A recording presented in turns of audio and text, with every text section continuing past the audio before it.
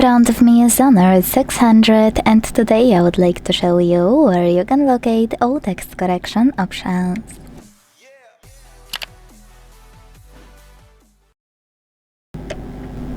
First of all, go into settings and scroll all the way down. This way you can access system and updates. Now tap on language and input and select your keyboard. Let's start with emoji one. Click on it, tap on settings at the bottom right corner, and last but not least, tap on input to access all of those options. If you are using Microsoft, click on it here, then select typing and manage all of those options however you want to.